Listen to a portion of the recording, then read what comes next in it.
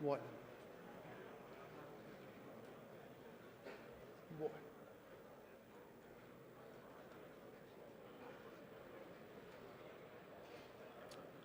¿Se ve bien, no? Sí, bueno, en primer lugar me gustaría dar las gracias a la organización por haberme invitado, por haberme dejado dar esta charla, por supuesto también a vosotros por haber venido, os lo agradezco mucho. Para mí es muy importante y me llena de orgullo el estar aquí con vosotros y para que veáis que no miento os voy a enseñar mi to-do list en el cual podéis ver que la primera opción es claramente mi prioridad número 1.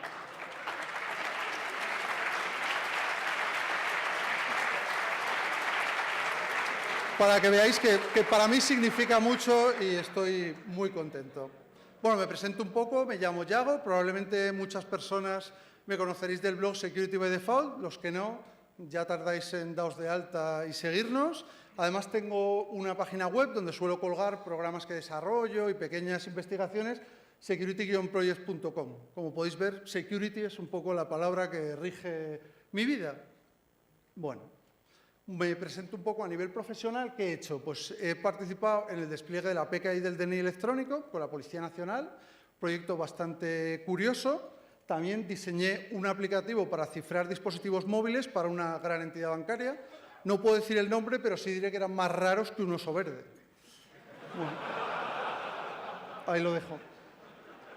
También fui responsable del área de seguridad en un proyecto militar bastante complejo. Como hobby he desarrollado bastantes herramientas, unas más útiles que otras, la verdad. Y, por ejemplo, las más representativas podrían ser Unhide, que es una herramienta forense para sistemas Windows y sistemas Linux o Unix. De hecho, está paquetizada tanto en Debian, Red Hat, Fedora y un montón de, bueno, prácticamente todas las distribuciones. Y mi querido Patriot NG es una herramienta anti-malware para Windows, que probablemente si seguís el blog me habéis oído hablar de ella millones de veces, que luego nos ha traducido en millones de descargas, con lo cual esto ahí lo dejo también, ¿eh?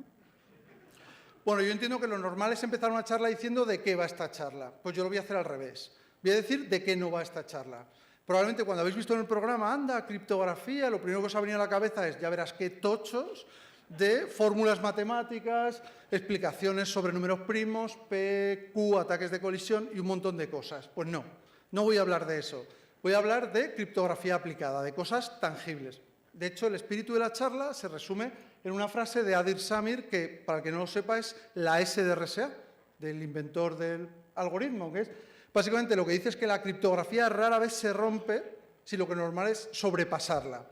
De hecho, por mucho que películas como Operaciones Warfish os hayan hecho creer que se puede romper cualquier algoritmo con la motivación necesaria, es falso. O sea, yo confirmo que eso en el mundo real no sucede, no sucede. Bueno, ¿qué entendemos por criptografía aplicada? Es todo lo que viene después de la parte teórica. Una vez que ya sacamos la criptografía de ámbitos matemáticos, de tíos con gafas y batas que diseñan cosas matemáticas y hacemos cosas prácticas, eso es la criptografía aplicada. Entendemos por ello, por ejemplo, desde un certificado digital, una Smart Card o el protocolo SSL. Eso ya es la parte aplicada. En esta fase es donde se suelen introducir las vulnerabilidades que vamos a hablar de ellas con ejemplos de cómo se explotan. Ahora sí, el contenido de la charla, vamos a hablar sobre comunicaciones seguras, entidades de certificación, las famosas CEAs, certificados digitales SSL, certificados digitales en software y Smart Cards. Empezamos por comunicaciones seguras. Para ello, ¿qué entendemos por comunicaciones seguras? Pues aquellas en las cuales uno o varios elementos de una red intercambian información de forma cifrada. Esto puede ser desde tu navegador conectándose al banco hasta un complejo sistema de autenticación VPN con certificados. Y el primer ejemplo de fail vamos a hablar de WhatsApp. WhatsApp, evidentemente, todos lo conocéis, es un sistema de mensajería disponible en Symbian, iOS, Android. Está bastante extendido y una de las características que tiene es que el proceso de alta de usuarios es muy oscuro. Ya ha sido vulnerado en varias ocasiones, de hecho, yo publiqué un how-to de cómo registrar cualquier número y más gente. Y si le echamos un vistazo a cómo funciona, básicamente se resume en esto. Primero, WhatsApp se autoenvía un mensaje para verificar que ese número de teléfono te corresponde y te pertenece. El siguiente punto, genera una contraseña aleatoria. Precisamente hace poco se ha revelado cómo se genera el algoritmo. Y finalmente hay una misteriosa conexión SSL contra WhatsApp. Evidentemente, aquí todos que sois hackers, gente inteligente y técnica, en este escenario, ¿qué es lo primero que se os pasa por la cabeza? Esa conexión SSL hay que romperla como sea. Por lo tanto, ¿qué tenemos que hacer? Pues un ataque man in the middle, también conocido como ataque Remedios Cervantes, contra esa... qué mal rollo WhatsApp y tal. Bueno, primer intento. Vamos a ver si tenemos suerte. Rascamos con un ataque clásico, con una herramienta como puede ser Cain, hacer un man in the middle contra WhatsApp. Y fail. ¿Por qué? Muy sencillo. Porque WhatsApp, los ingenieros de WhatsApp, o si es que son ingenieros, no lo sabemos, yo no los conozco, aunque me callo. WhatsApp verifica que el certificado digital que le entrega sea válido o esté en el Key Store de Android, que Google lo haya aprobado y sea de una CEA reconocida. Y por otro lado, además, no solo le vale el certificado, sino que además necesita una cadena de certificado, que le entregue el certificado de una CEA intermedia y el certificado final. Con lo cual, a todo esto, ¿qué es lo que espera WhatsApp? Básicamente, que cuando se conecte al servidor le entregue un certificado, ellos lo tienen con GoDaddy. ¿Qué es lo que nosotros queremos? Pues que cuando se conecte WhatsApp acepte un certificado de nuestra maravillosa CEA raíz, que es GoFake. Que pues si alguno se lo pregunta, no es la CEA que certifica la RootedCon, por aquello de los mensajes y tal, SSL. Hola, Román. ¿Qué tenemos que hacer? Crear toda una jerarquía. ¿Qué hice? Crear una CEA raíz, GoFake, una CEA subordinada y finalmente el certificado para el servidor de WhatsApp. Después de todo esto, siguiente paso, cargar mi CEA raíz en el Key Store de Android para que lo reconozca y la conexión no dé problemas. Siguiente punto, ataque de RP Spoof para conseguir la comunicación de WhatsApp. Y finalmente capturamos la petición. ¿Y qué había allí? Pues básicamente esto. Como podéis ver, llama a un CGI que es fijo con los parámetros número de teléfono y contraseña. Tengo que decir que esta vulnerabilidad ya no es un zero day. Hace unos pocos meses un alemán publicó los detalles de esta vulnerabilidad de forma independiente. Pero, ¿qué permitía esto? Pues por un lado, lo primero, DOS. Yo puedo llamar a este CGI contra tu número, el tuyo o el tuyo, y poner 1, 2, 3, 4. Ya te has quedado sin WhatsApp. Tienes que volver a hacer el registro y además, como a mí no me cuesta nada, yo puedo poner un script y tú no vas a tener WhatsApp. Se acabó. Vuelves a los anacrónicos SMS. Finalmente, si tienes un poquito de pericia, también puedes poner una contraseña que tú gestiones y apoderarte del propio número de teléfono dentro de WhatsApp. Bueno, entidades de certificación o CEAs. ¿Qué son las CEAs? El pilar de la seguridad en Internet. Bajo él se construye todo el comercio electrónico y son los encargados de decir quién es quién en el mundo de Internet. Estas CEAs, si quieren ser reconocidas por parte de Microsoft, Mozilla y los navegadores, tienen que pasar un proceso muy exhaustivo de seguridad. No puede entrar cualquiera. De hecho, yo certifico que estuve involucrado en la auditoría para la CEA del DNI electrónico y hay que superar una serie de auditorías bastante duras. Bueno, aún así, shit happens. Es decir, por mucho que las CEAs tienen que ser seguras, tener unas políticas de certificación aprobadas y justas, estas cosas pasan. Estamos por cómodo, un hacker supuestamente iraní no tuvo mejor ocurrencia que acceder dentro de la infraestructura de Cómodo y empezar a emitir certificados fraudulentos. Evidentemente, eso supuso un grave problema de seguridad porque esos certificados que él había emitido serían válidos para cualquiera de vosotros o cualquier navegador. Este chico, no contento con su hazaña, dijo, bueno, pues ahora más todavía. Y se fue a por DigiNotar. DigiNotar es, podríamos decir que es el análogo a la FNMT española. Es decir, no solo emite certificados para servidores, sino también para ciudadanos. De hecho, toda la e-administración holandesa está gestionada por ellos. ¿Y este chico qué hizo? Destrozarla. De hecho, llegó a penetrar incluso en la CEA raíz, que por políticas de certificación se recomienda que esté offline, incluso la del DNI electrónico está en una cárcel, está en una jaula. Pues ellos la tenían online. Y este chico se paseó por todo DigiNotar hasta el punto de que tuvo que ser expulsada de Microsoft y de prácticamente todos los navegadores. Caso de VeriSign, más reciente. Se ha reportado que han tenido intrusiones en varios de sus portales web a los que no les dieron importancia. Pues ya ves, es como pasaron del tema, ni siquiera lo escalaron hacia arriba y hace poco se ha conocido que eso estaba ahí, pues bueno, pues no lo miraron. El caso de Trustwave, peor todavía. Esta gente, aparte de vender certificados digitales, vende soluciones DLP, Data Loss Prevention. Tuvieron la felicidad de decir, bueno, pues si yo vendo una cajita para monitorizar lo que hacen los usuarios, voy a meter una CEA subordinada que pueda emitir dinámicamente certificados, como puede hacer, por ejemplo, Cain, pero de verdad. En el sentido de que la gente era monitorizada, se conectaba a Gmail, el aparatito enviaba un certificado, el navegador decía, bueno, es de calidad, y podían ser espiados. Hace tiempo me preguntaba en el blog y me autorrespondía, ¿en manos de quién está la seguridad en Internet? Todos sabemos que hay un montón de CEAs, conocemos las 6 o 7 más famosas, pero ¿hay más? ¿No hay más? ¿Dónde? Bueno, pues yo concluí el estudio que había 130 entidades de 44 países. Y además, para que os quedéis más tranquilos, entre esos países había gente tan alegre, democrática y muy comunista y tal, como los chinos o los tunecinos, ¿vale? Además, CEAs de países que son paraísos fiscales, que, como sabéis, se caracterizan por su transparencia y ese tipo de cosas, ¿no? Bermuda, Singapur. ¿Y cuál es el problema de todo esto? Que cualquiera de esas entidades, cualquiera, puede emitir un certificado para Gmail, eBay, Facebook, tu banco, mi servidor, cualquier cosa. No hay ningún tipo de restricción. Y eso, evidentemente, es un problema. ¿Qué hice? Dije, bueno, pues voy a ver esas CEAs no tan famosas como de seguras son. Seleccioné 10 al azar, 10 que están verificadas por Microsoft como de confianza, buenas, y utilicé Nikto. Imagino que conocéis Nikto, es una herramienta de detección de vulnerabilidades web y las escaneé. ¿Qué hice? Buscar vulnerabilidades. Es verdad que Nikto comete falsos positivos, yo lo que hice pues no fue explotarlas, no quiero ser cómodo hacker o Spain hacker o cualquier parecido, y simplemente me limité a hacer el estudio y saqué que había 198 vulnerabilidades reportadas por Nikto. Y Nikto no busca por SQL injection o ese tipo de vulnerabilidades, por lo cual nos da una idea de la seguridad de estas entidades de certificación. Y aquí la pregunta es, ¿pero yo realmente necesito confiar, yo que vivo en España, en la CEA del gobierno de Japón o en el NIC de China o en el servicio de correos de Hong Kong? Es que suena un poco a chiste, ¿no?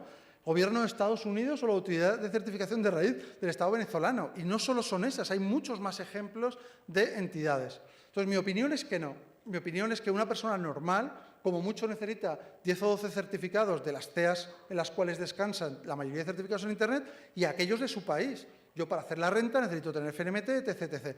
Con lo cual, tengo el gusto de presentar en exclusiva para RootedConf mi herramienta llamada SSL-COP.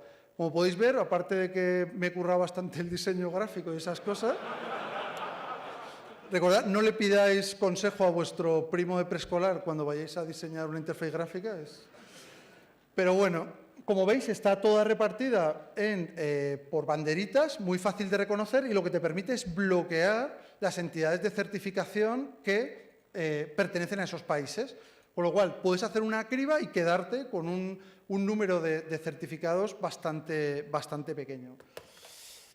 SSL-COP, bueno, permite bloquear CEAs. Digamos que, salvando las distancias, es un firewall de entidades de certificación. Hay muchas salvedades, pero así lo podríamos definir. Funciona para Windows, Internet Explorer, Chrome. En un futuro me gustaría soportar Firefox y Linux. Y en este punto me gustaría, si no sufro el efecto demo, hacer una pequeña demostración de cómo funciona. Por un lado tenemos la herramienta de gestión de certificados de Microsoft, ¿vale? Si vamos a certificados en los que no se confía, no sé, lo veis bien, ¿no? Podéis ver certificados que están bloqueados por Microsoft, los del caso DigiNotar, están todos, y otros más. Entonces, si yo lanzo SSL-COP, a ver si con esta resolución...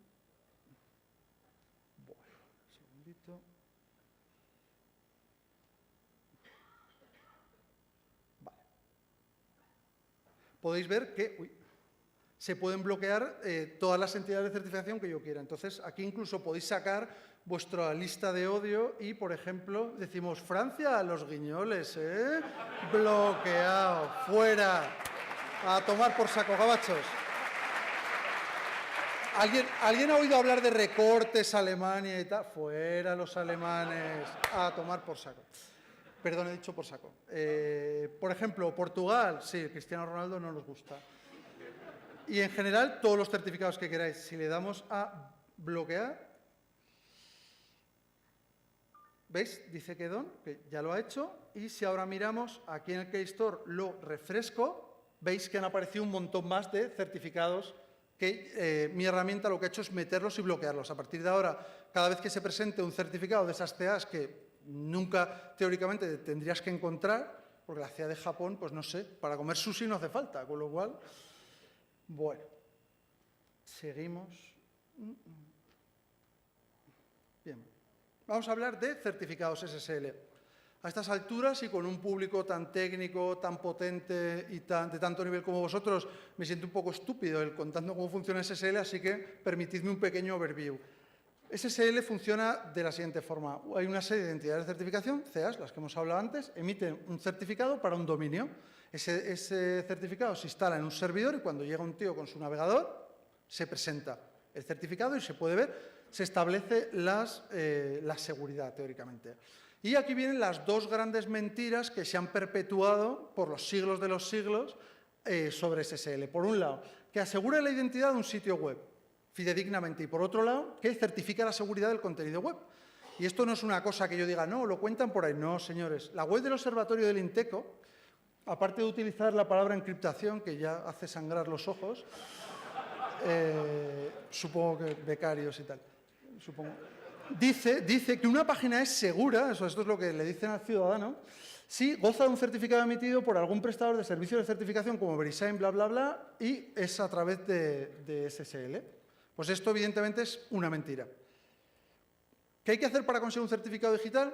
Pues tal y como decía la web del Observatorio del INTECO, parece que hay que hacer un proceso en el cual hacen 1000 verificaciones. Pues no, eso no es así. Lo único que tienes que hacer es tener un correo electrónico de esta lista del dominio que vayas a registrar. Admin, Administrator, Hostmaster, Info, Root, SSL Admin, Sysadmin o Webmaster. Y ya está. Simplemente pides que te envíen la comprobación a esa cuenta de correo, aceptas un enlace y ya tienes el certificado. Y claro, ¿qué pasa? Pues luego pasan cosas, como por ejemplo el caso Vodafone. ¿Vodafone? Ah, no, he puesto Vodafone. Me he equivocado.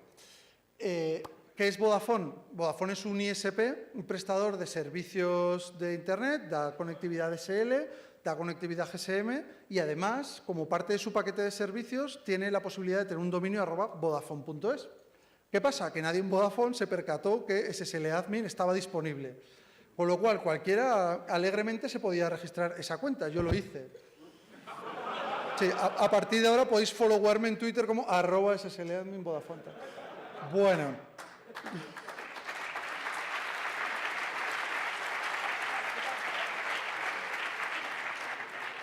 ¿Qué hice? Una vez que ya era SSL Admin, fui a Cómodo, a la entidad de certificación, y dije, bueno, quiero un certificado para canalonline.vodafone.es. ¿Qué es este sitio? Es lo que utiliza Vodafone para interactuar con los clientes, ¿vale? O sea, ahí es donde tienen las facturas, los accesos bancarios, una serie de alegres cositas bastante interesantes. Le dije, perdona, ¿me das un certificado de Canal Online? Y me dijo, Cómodo, muy bien, pero tienes que ser uno de estos. Digo, yo que ya soy, ¿vale? Y entonces, una vez que completé el proceso, pues tuve mi certificado digital válido para cualquier navegador, el cual yo lo podía haber utilizado para un ataque man in the middle a cualquier cliente de Vodafone, lo podía haber interceptado la comunicación y todos los navegadores habrían dicho, sí, es bueno, esto es bueno, no tenéis ningún tipo de problema. Además, no solo era Vodafone, no, pobrecitos, ¿no? Tampoco vamos a ir a dar solo a ellos. Ya.com también tenía la cuenta SSL Admin, Orange SSL Admin, Terra SSL Admin, Ono SSL Admin, todos, o sea, es bastante. El tipo de política de seguridad que tienen es curioso. Bueno, y ahora una pregunta, saber y ganar. El querido Jordi Hurtado os hace una pregunta y tenéis que pensarla, ¿vale? ¿Se puede conseguir un certificado SSL para un dominio tipo Squating? ¿Qué es un dominio tipo Squating? Muy sencillo. Es lo que utilizan determinadas personas con intención de hacer fraude que registran dominios parecidos. Por ejemplo, hotmail.com, bueno. Hotmails.com, malo. ¿Qué pasa? Que viven de la gente que se equivoca al escribir los dominios y caen en ellos. Y además no solo eso, sino que además de tipo Squating, que tenga phishing. O sea, ya totalmente cumpliendo todas las maldades. Pues bueno, la respuesta a todo esto la encontráis en https://payopal.com. O sea, ahí...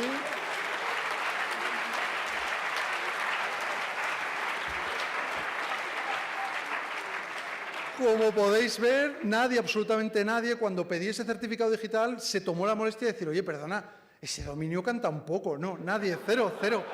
Me dijeron, ¿pagas? Pues te lo doy. Dije, no, yo pago. Y me lo dieron. Tampoco miraron el contenido web, o sea, es claramente un clon de PayPal.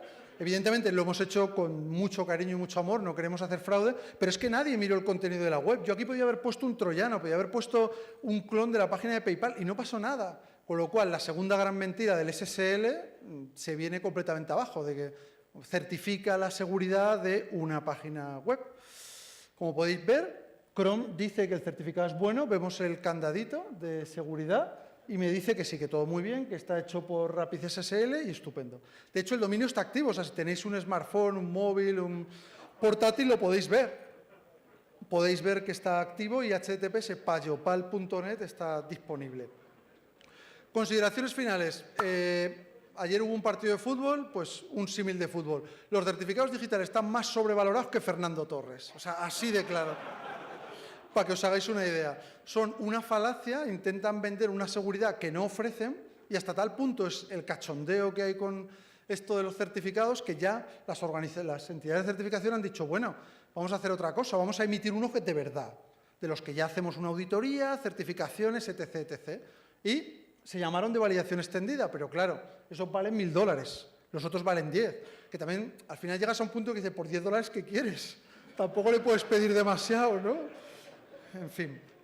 Bueno, ahora ya empezamos la parte dura con funciones, APIs, podéis recostar la cabecita si queréis porque vienen curvas.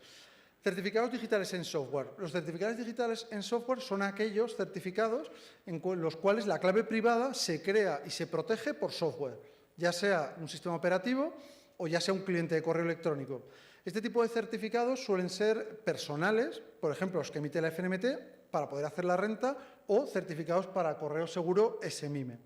Este tipo de certificados tienen bastantes vulnerabilidades, muchos, o mejor dicho, muchos vectores de ataque. El primero es el formato en el cual se almacenan para hacer backup, ¿vale? Es un formato que se llama PKCS12, pertenece a los estándares PKCS, que son de RSA, que definen normativas criptográficas, y el problema es que estos ficheros están destinados para almacenar un certificado y la clave privada, ¿vale? Y tienen un PIN, pero ¿qué pasa? Que el PIN no tiene ningún tipo de limitación y, por supuesto, no tiene captchas. Con lo cual, si alguien pierde uno de esos ficheros con su clave privada, ¿qué pasa? Pues que son brute forceables, valga la palabra. De hecho, yo desarrollo una herramienta que se llama Brute12, que podéis descargar en securitypress.com, ¿vale? Que lo que hace es hacer cracking de certificado de ficheros PKCS12. Lo hace a través de diccionario y, como podéis ver, está escrita en C y es bastante rápida. Hay un poco el tiempo que ha tardado, 2000 palabras prácticamente en el mismo segundo. Además, la gente, estos tipos de ficheros deben de ser, no sé, como un mechero o unas gafas de sol, porque la gente se los va dejando por ahí por internet, ¿sabes? O sea, haciendo una búsqueda de tipo file type PFX, que es el que utiliza Microsoft, pues se pueden encontrar alegres ficheros que a mí me vienen muy bien para probar la herramienta en fuego real y ver si hace o no las cosas. Bueno, ahora vamos con la generación de claves en el navegador. Cuando pedís un certificado, por ejemplo, a la FNMT o cualquier entidad de certificación, el proceso, resumido, muy resumido, es, por un lado, desde el navegador se crea una clave privada. Esa clave privada se almacena, se protege y se envía una petición de certificado a la CEA y la CEA dice, muy bien, para ti. Y ya tienes tu certificado personal. Cuando se genera la clave privada en Windows, hay 3 tipos de niveles de seguridad. El primero es el nivel bajo. Ese nivel solo está disponible en XP y significa que la clave privada es accesible para todos. Cualquier programa dice, oye, Windows, ¿me das la clave privada? Y dice, toma para ti, sírvete. El nivel medio, lo que hace Windows es poner un pop-up. Pone simplemente un pop-up de aceptación, OK, y puedes acceder a la clave privada para hacer operaciones. Y el nivel más alto es el que lleva un PIN. Tienes que meter un PIN dentro de un pop-up, ¿no? Para esto, a nivel Microsoft Explorer, que es el entorno en el cual yo voy a hablar, se utiliza un ActiveX. Un ActiveX, imagino que todos lo sabéis, es una especie de plugin que da una funcionalidad al navegador que no está disponible por defecto. En el caso de Windows XP es Xenroll, en el caso de Windows Vista, Certenroll. Y estos ActiveX tienen unas propiedades que permiten a la gente de las entidades de certificación definir el nivel de seguridad para el usuario.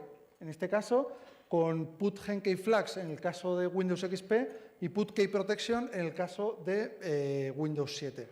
Entonces, el problema está en que yo hasta ahora no he visto ninguna CEA que se tome la molestia en definir eso para proteger al usuario. Con lo cual, ¿qué pasa? Que los certificados quedan con una protección nivel medio. Como, por ejemplo, le pasa a la FNMT. FNMT, entidad pública de certificación, 2,5 millones de certificados o más. Y toda la administración es accesible. Todos, o la mayoría, seguro que habéis o conocéis a alguien que ha hecho la declaración de la renta con certificados digitales de la FNMT. ¿Qué pasa? Que durante el proceso de creación de la clave privada, nadie en la FNMT se preocupó de poner que se marcara el nivel más alto. Con lo cual, quedaba el nivel medio, es decir, un pop-up y ya puedes acceder. Adicionalmente, y esto no es tanto una vulnerabilidad, la clave privada era exportable. Se podía sacar del navegador, esto con propósitos de backup. Para que pudieras mover de un PC a otro, se necesita que esté exportable la clave. Entonces, conclusión, escenario final. Tenemos claves exportables y un nivel de seguridad 2. Con lo cual, el escenario final es que yo simplemente necesito saber cómo aceptar un pop-up, un OK, para hacerme con las claves privadas. Para ello, programé una prueba de concepto que se llama CERDAMP. Ya sé que si lo dices muy rápido suena CERDAMP, un poco... Pero bueno, el utilizar anglicismos y ser español es lo que tiene. Bueno, en el caso de CERDAMP es una herramienta que audita los contenedores criptográficos de Windows y permite recuperar, en el caso de que la clave privada sea exportable o pertenezca al nivel 1 o nivel 2 de seguridad. ¿Vale? ¿Y cómo hace el bypass? ¿Cómo se salta la protección del OK? Pues muy sencillo, Microsoft te da cientos de miles de APIs para que las uses con total alegría, entre ellas SendInput. SendInput es una función que permite simular la pulsación del teclado, con lo cual, ¿qué hace CERDAMP? Cuando ve que le dice OK, envía él solito el OK a la ventanita y recupera las claves privadas. Con lo cual, cualquiera que programase un troyano para obtener certificados digitales de la FNMT lo tiene muy sencillo. De hecho, ahí vemos un pequeño ejemplo.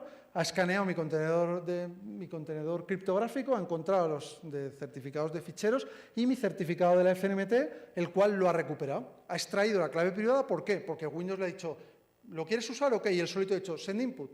Y ya está. Y ya se ha quedado con la clave privada. Bueno, pasamos a Smart Cards. A diferencia de los certificados digitales en software, aquí la película cambia. Ya no es tan inseguro. Tranquilo, voy bien de tiempo. De hecho, me sobra, o sea, viendo el ritmo.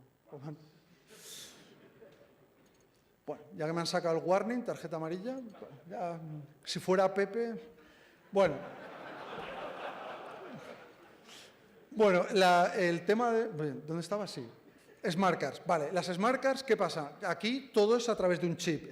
La generación de claves y custodia se hace a través de un chip. Ese chip es inviolable. Salvo que se cometan errores muy graves de diseño, no se puede recuperar la clave privada. Queda siempre protegida.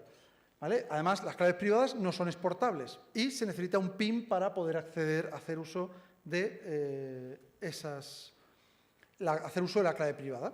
Problema. El chip es muy seguro, el Smart Card es completamente seguro, pero ¿y el sistema operativo? ¿Es igual de seguro que el Smart Card? Pues evidentemente no. De hecho, por un lado tenemos que al introducir el PIN estamos utilizando un teclado para meterlo dentro. Por otro lado, el chip no tiene ojos, no puede ver si es una persona o es un programa el que está interactuando con él, con lo cual, dado que además Windows es rico en APIs bastantes, se genera inseguridad. De hecho, vamos a liberar... No sé, hasta ahora, por lo menos que yo sepa, no hay ninguna prueba de concepto pública de troyanos para el DNI electrónico y voy a liberar una pequeña prueba de concepto inofensiva de cómo podría ser un troyano el DNI electrónico. El DNI electrónico, todos lo conocemos, es un proyecto pionero en despliegues Smart Cards para usuarios, nos tienen envidia en todo el mundo, lo ven, anda un español con una Smart Card. Muy contento. En serio, o sea, me ha pasado, voy por el extranjero y lo miran, y es maravilloso. Numerosas iniciativas han promovido su uso. De hecho, el año pasado en la RUTEZCOD nos dieron lectores de Smart Card. De hecho, yo lo he traído aquí y es del Inteco, para que veáis que no todo es mal rollo, por lo anterior. Y una cosa muy importante, la firma digital es igual a la firma manuscrita. O sea, lo que tú firmes con tu DNI electrónico es igual que si llegas tú y lo firmas a mano. Y esto es un concepto muy importante. Y este sería un poco el esquema del troyano. Por un lado, el troyano tiene que robar el PIN. De una forma o de otra es necesario. Lo segundo que hace el PIN es conectarse a la web de la Dirección General de Tráfico e interrogar por el saldo de puntos del poseedor del DNI. Podría haber hecho ataques más sofisticados, pero bueno, este es muy representativo. Y roba los datos confidenciales, en este caso el saldo de los puntos. ¿Cómo roba el PIN? Punto 1. Mediante un keylogger. ¿Vale? Quien diseñó el software del DNI electrónico no se paró a pensar en implementar algún tipo de protección para que cuando salga ese pop-up no se pueden hacer más cosas, a lo mejor una especie de UAC o algo similar. Entonces, cualquiera puede utilizar un troyano, pero hay un problema, que no me vale un troyano de propósito general, porque capturaría el PIN del DNI electrónico por un lado, tus conversaciones porno por el Messenger, tus correos a tu jefe. No, esto no nos vale. Tenemos que hacer un troyano, un keylogger que sea afinado. Para ello, lo primero que hacemos es examinar la fisonomía de la ventanita del DNI electrónico. Vemos que con una herramienta como WinSpy podemos ver un poco que siempre el caption, el título de la ventana es DNI electrónico. Vale, pues ya tengo una pista de lo que necesito hacer. Siguiente, Windows nos da una función muy interesante llamada Find Window, que permite buscar una ventana con un título concreto. Con lo cual ya tenemos el paso 1 cubierto. Yo sé cuándo me tengo que poner a loguear. Segundo punto, utilizando también una función de Windows, utilizamos getAsyncKeyState, que es una función que permite capturar las pulsaciones del teclado. Con lo cual, ya os imagináis el contexto, ¿no? Vale. Aparece la ventana del PIN, yo lo sé. Está metiendo el PIN, lo sé. Y ahora lo capturo y se queda con el PIN. Además, también soporta otro tipo de ataque y es un ataque de phishing. ¿Vale? Todos sabemos lo que es el phishing, los bancos simulan ser la página web. Bueno, pues el troyano es tan cabrito que además tiene una ventana que es casi idéntica o lo más idéntica posible a la que utiliza el DNI electrónico. Una ventana que a la postre es más falsa que un amigo del Facebook, ¿vale? O sea, la utiliza el troyano para capturar el PIN. Todo el que ha usado el DNI electrónico sabe que el pop-up sale a todas horas. Hagas lo que hagas, todo el rato, me das el PIN, pero si te lo he dado antes. Lo que pides, eres peor que Hacienda. Entonces, es muy fácil engañar al usuario, creedme, muy fácil que el usuario vea el pop-up y diga otra vez, pues sí, lo meto. Y se queda el PIN. Lo siguiente, como vamos a interactuar con el escritorio, tenemos que verificar que el usuario no esté delante, porque si no es un canteo. Ver que le empiezan a salir ventanitas y el tío, no, esto no es el Office, no es. Entonces, nuevamente Windows nos regala una función, getLastInfoInfo, que permite saber la inactividad. Lo que hace el troyano es que se queda agazapado esperando a que no haya actividad, que el usuario se levante y se vaya del PC.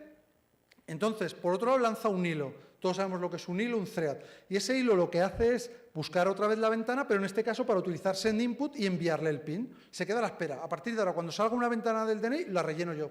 Tú no, yo. Envía el PIN y lo mete por dentro. Siguiente paso, el troyano hace uso de un objeto OLE.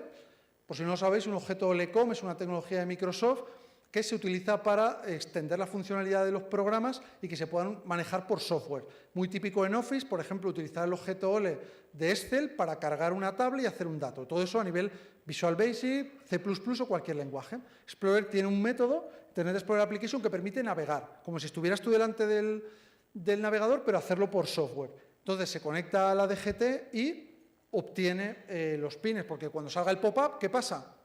Pues el anterior hilo lo va a rellenar, ¿no? Haciendo un pequeño resumen antes de las demos, por un lado, getLastInfoInfo, para saber cuándo no hay nadie delante del PC. Objeto OLE Internet Explorer Application, para conectarnos a Internet. Nos conectamos a la web de la DGT y cuando nos llegue el pop-up lo autorrellenamos, ¿vale? Entonces, si ahora no sufro el efecto demo, que puede ser, voy a intentar hacer una demo de cómo funcionaría este troyano. Lo primero que voy a hacer es, para que veáis, bueno, muy bien, vamos a ver una forma más.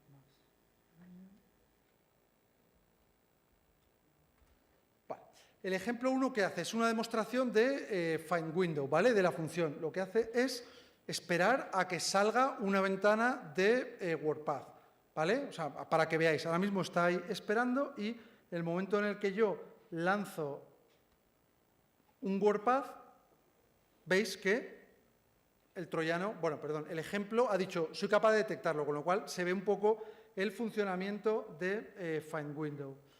Y ahora tenemos otro ejemplo, ejemplo 2, que lo que hace es una demostración de send input, es decir, simula las pulsaciones de teclado. Y lo que hace este ejemplo es, lo que yo lo pongo por línea de comandos, él lo escribe en la pantalla, espera un poco de tiempo y simula las pulsaciones. Podemos poner, por ejemplo, no sé. Si le damos y ponemos aquí, ahora mismo él está esperando, veis que yo no estoy delante del PC, esperará un tiempo y, ¿veis? Simula las pulsaciones de forma que parece que es el propio teclado. Y ahora viene aquí ya.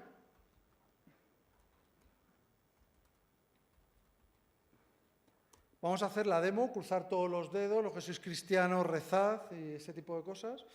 Vamos a hacer una demo con el modo phishing, ¿vale? El tema de la captura de PIN mediante ventana falsa, como el amigo del Facebook. Vemos que me sale una ventanita del PIN, yo que soy un usuario bastante advenedizo, me lo creo y digo, bueno, pues voy a meter mi PIN. Lo meto, acepto, veis que el troyano ha dicho, vale, ahora voy a esperar a que se quede inactivo. Ojo, porque ahora vais a ver parpadear la ventana, varias veces la ventana del PIN, porque es el troyano que cada vez que la espera la rellena. ¿Vale? Ahora ha lanzado un Internet Explorer en modo oculto, ¿lo habéis visto? Sí, ¿verdad? O sea, lo ha rellenado él solo y aún lo hará una vez más. ¿Vale? A lo mejor la conectividad no es todo lo buena. Ahí hay otro pop-up que tiene que aceptar, vuelve a rellenar el PIN él solo, es maravilloso. Es una secretaria. He visto secretarias menos eficientes, ¿eh? O sea, esto os lo garantizo y tal. O sea.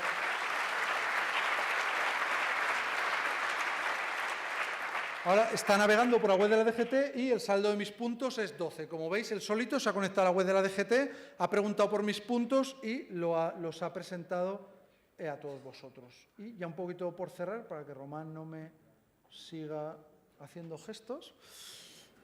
Ideas malévolas. Este troyano es bastante inocente, muy benigno, no tiene demasiada maldad, pero igual que he conseguido ir a la DGT, rellenar el pop-up y hacer un trámite, podría, por ejemplo, tranquilamente bajarme mis datos fiscales, hacer que ese troyano se los baje y me los envíe por correo, o modificar mis datos fiscales, cambiar la dirección. Más ideas, solicitar una beca fraudulentamente, que esto pues siempre es un poco que te llegue, usted ha solicitado una beca fraudulentamente, pues es un poco putada, ¿no? Firmar un e-contrato, hay plataformas como por ejemplo Tractis que permiten desde la web firmar un contrato con validez, como decíamos antes, firma manuscrita, con lo cual podrías hacer, no sé, de donación de almas, que yo últimamente voy un poco corto de almas, el hacer que mi troyano firme digitalmente la cesión del alma, y oye, pues siempre vienen bien. Luego tienes que hablar con el Altísimo y negocias, que te traigo 5, mejor, ¿vale?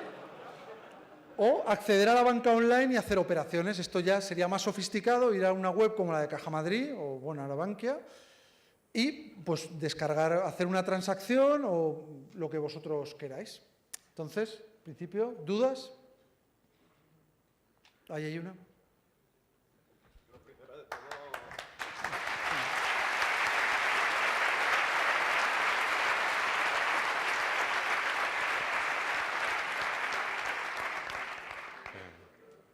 Sinceramente, muchas gracias por la presentación, muy ilustrativa, pero he echado en falta dos cosas, que creo que es el primer punto, el más débil del cifrado y del SSL, que es el usuario, no entiende nada. Ya. ¿Cómo le explico a mi madre que cuándo tiene que decir que sí o que no? Y luego, ¿qué hacemos contra todos estos ataques? ¿Qué podemos hacer para protegernos del Comodo y del VeriSign, etcétera? Hombre, muchas gracias. Yo he visto múltiples iniciativas, como por ejemplo la de Moxie, que propone un sistema muy hippie de notarios, si tú confías, colega, mi primo y tal, que sinceramente, o sea, técnicamente me parece impecable y es digno de llamar a Moxie y ponerle un aplauso vuestro, porque es muy buena su idea, pero yo creo que tiene una aplicación bastante limitada y que no creo que se llegue a implantar, o por lo menos no de una forma masiva. Entonces, yo lo que creo es que aquí hay que pensar en modo Apolo 13. No sé si habéis visto la película, pequeño resumen, están en el espacio, se les rompe algo y al final llegan a un punto en el que dicen, tenemos esto, y con esto tenemos que volver a la Tierra. Entonces, es esa filosofía, esto es lo que tenemos, el modelo que está ahora mismo disponible y con el que hay que trabajar. Mi apuesta personal es tratar de adelgazar el tema de las entidades de certificación, quitando toda entidades que no me interesan, no tengo por qué confiar. Y luego, evidentemente, exigir mayor seguridad a las CEAs. Yo creo que ha sido un toque de atención muy fuerte estas intrusiones y muy probablemente eso les haga poner más seguridad, pero no siempre vas a estar expuesto, no tienes un grado de seguridad 100%, yo creo que es nulo.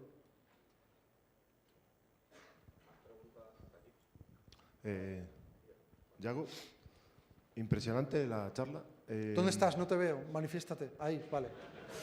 Es que estaban llevando el micro a él. Dos preguntas. ¿Send Input funciona en Vista 7?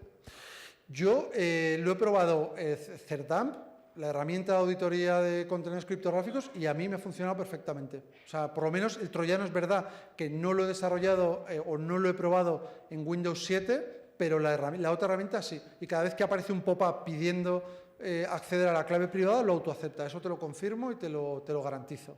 El troyano lo debería de probar, pero como bueno, tampoco siguiente versión. La segunda pregunta. Hablas de borrar del mapa a ciertos países con certificados, con CEAs dudosas o por la razón que sea. No, es que es una cuestión operativa. Es una cuestión del principio de hardening. De cuanto más servicios tienes, más peligro tienes. Con lo cual, el objetivo es decir, es que yo no la necesito. Tener la confianza en la CEA del gobierno de Japón a mí no me aporta nada. Pero por contra, si alguien vulnera esa entidad de certificación y emite certificados fraudulentos, sí que me puede afectar. Es una cuestión de tratar de quitar cosas que no necesito y dejar un contenedor criptográfico con lo que necesites, tu país y las grandes. Vale, pero es una cuestión de confianza al final. Sí. Yo quería hacerte una especie de... O sea, quería que te mojaras. Quería que te mojaras por un problema que existe. Firefox sigue sin soportar la CA de la Fábrica Nacional de Moneda y Timbre. Son políticas internas de los propios navegadores. Yo no sé exactamente la gente de Mozilla qué hace, porque yo sí que hice todas las auditorías WebTrust, pero para Microsoft, y me consta lo que hay que hacer, el tipo de informes que hay que emitir y las auditorías independientes. En el caso de Mozilla no lo sé, no sabría decirte. No creo que sea por un problema de seguridad. Muy probablemente sea un problema operativo de que, como es una CEA de ámbito regional, a lo mejor no lo han aceptado. Pero no lo sé, es un caso que tendría que investigar. Básicamente no cumplen los estándares mínimos requeridos por Firefox, por Mozilla para incluirla como CEA. Pero bueno, al final, o sea, estás hablando de anular ciertas CEAs, sí, y debemos empezar por la nuestra, ¿no? En el sentido de que si no cumple los estándares mínimos para que una compañía como Mozilla la acepte, algo está mal. Pero lo primero es, el objetivo de la herramienta no es ser juez. Yo no voy a ponerme a juzgar una por una las CEAs. Yo lo único que hago es una separación geográfica y lo que hago es limitar tu grado de exposición.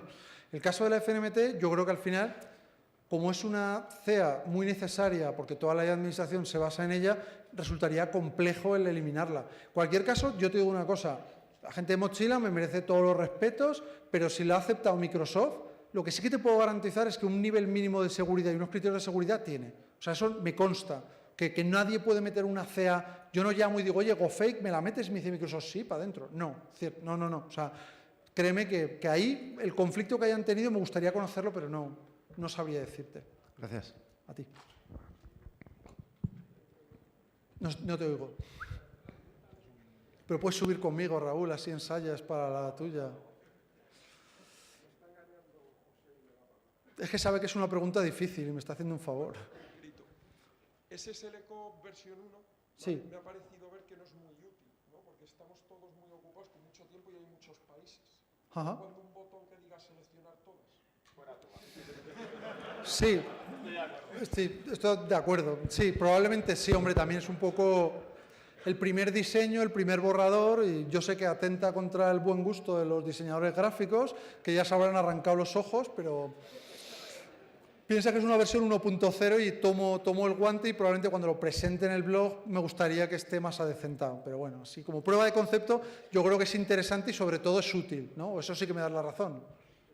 Dilo en voz alta, que lo oigan todos. El mítico Raúl Siles. Luego lo pondré, la herramienta que apoya a Raúl Siles, que lo sepas. Okay. Sí. Vale. Bueno, pues muchas gracias a todos. Vale.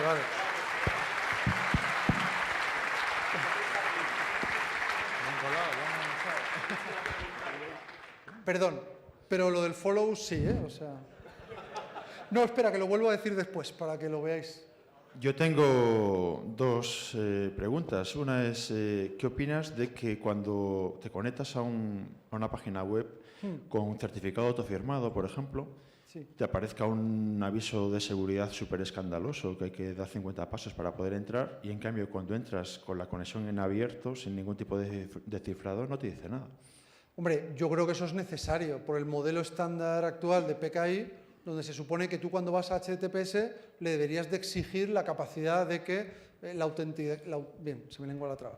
identidad de ese sitio web esté verificada. Entonces tiene sentido que el navegador diga, este certificado yo no sé quién lo ha emitido. Hombre, si es más o menos escandaloso, yo creo que eso es al final subjetivo, pero sí que es necesario que haya un warning diciendo, este CA puede ser muy bueno, como el de la RootedCon, pero no lo ha emitido nadie de confianza, ¿vale? Entonces, es así. ¿Y eso no se arreglaría permitiendo la conexión cifrada, pero que no te ponga un candado, por ejemplo? No puede demostrar la identidad, no te pone un candado, pero la conexión va cifrada. Por lo menos los ataques pasivos de los... Pero es que no entiendo, o sea, una conexión SSL sin candado, dices. Sí, un modo intermedio entre el cifrado verificado con una entidad de certificación reconocida y la conexión abierta. No sé, yo creo que para eso hay otros protocolos que ya lo hacen, como por ejemplo Jabber o XMPP. Pero, los navegadores funcionan así, SSL funciona así y... Sí, se podría hacer otro protocolo, pero no tampoco... La segunda pregunta es, ¿qué opinas de la posible, en un futuro, a un año o dos vista, la distribución de certificados o de los hashes de los certificados a través de DNSSEC en vez de depender de entidades de certificación? Yo creo que ahora mismo estamos en una fase en la que, como ha habido muchos problemas, muchos errores, todo el mundo se ha lanzado a sacar su solución. Ninguno la verifica, Raúl Siles, como la mía. Pero sí que es verdad que, por ejemplo, Moxie con Convergence ha hecho una cosa, Google quiere hacer certificate spinning, ¿vale? O sea, un poco que tú puedas definir previamente, decir, oye, mira, yo mi certificado o será VeriSign, o será YoTrust, o será quien sea. Y tratar de acotar un poco el tipo de empresas que lo pueden emitir. Ahora mismo, pues estamos como lo del Blu-ray. Veremos qué estándar se impone o si sigue todo igual. Yo creo que ahora mismo es difícil decir, todas las soluciones me parecen buenas, si te lees su motivación es bastante interesante, pero el cual se llegará a hacer o si se llega a hacer alguna, eso ya se lo dejamos a Sandro Rey, que lo tienes en La Sexta, el vidente. Buenas, amigo Yago. Yo, aunque lo has hecho al final, yo quería hacer solo un par de comentarios. Uno más al tema de la fábrica y de Mozilla. A ver, a mí me gusta romper lanzas en favor de este tipo de cosas. Que yo sepa, y no puedo hablar en nombre de la fábrica, evidentemente, no es por un tema de seguridad, sino es un tema de comunidad, operativo, etcétera, que es un poco lo que venías a decir tú antes. La fábrica tiene muchas cosas, hay certificados software, hay hardware, pero oye, no tiene nada malo de seguridad que haga que no esté ni en Mozilla ni en otros navegadores. Sencillamente el procedimiento para meter el certificado es un poco coñazo y a veces es un poco más community de lo que en algunos entornos gusta. Punto. Dicho esto, estoy intentando hacer memoria, no sé si fue el año pasado aquí o si fue en un Alacón o tal, pero Gaby, nuestro muy amigo Gaby de 48 bits, hizo una demo muy guapa de lo que él llama un man in remote, que consistía básicamente en poder utilizar el certificado o el DNI de alguien en remoto desde tu ordenador, pero utilizando el equipo en remoto. Y esto venía a colación de ni siquiera te hace falta sacar el pop-up y hacer el send key, porque él lo que hacía era utilizar el driver P11, que te permite pasar el PIN programáticamente para utilizarlo sin que salga pop-up. Sí, evidentemente, esa prueba de concepto, yo creo que Gaby la orientó un poco más eso, a poder tener acceso remoto al DNI. Yo lo que quería demostrar con esta prueba de concepto es precisamente todo lo contrario, en el que no tienes que desensamblar el PKCS11 del DNI, no tienes que inyectar librerías, sino que el propio sistema operativo, o sea, el mensaje final es una Smart Card es segura hasta que llega al sistema operativo Windows. Y lo que quiero demostrar es decir...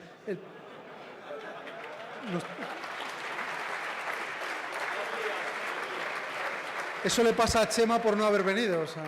a defenderse, así que... Entonces, lo que quiero decir es que mi ejemplo es decir, mira cómo Windows tiene todas las APIs para que construyas un troyano en modo totalmente userland.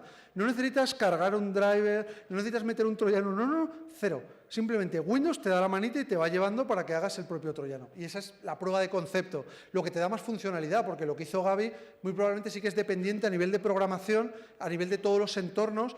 Sabemos que, exactamente, no recuerdo si hizo una DLL, pero... utilizaba el driver de P11 de Mozilla, Ajá. que es la P11. Sí. Y esa, la P11 sí que tiene una llamada. Sí, pero sí que tiene dependencias, 32, 64, diferentes. Sin embargo, esto no, o sea, esto vale para todo. Cualquier sistema operativo, desde XP 32, 64. Entonces, la idea era simplificarlo y decir un poco, quitar la mitificación de un troyano, ¿quién lo hace? ¿Un israelí, Stuckness? No. O sea, directamente con saberte las APIs de Windows te haces un troyano. Y ese era un poco el objetivo. ¿Alguna pregunta más? Saca tu Twitter ya. Ahí está, ¿eh? Gracias. Muchas gracias a todos.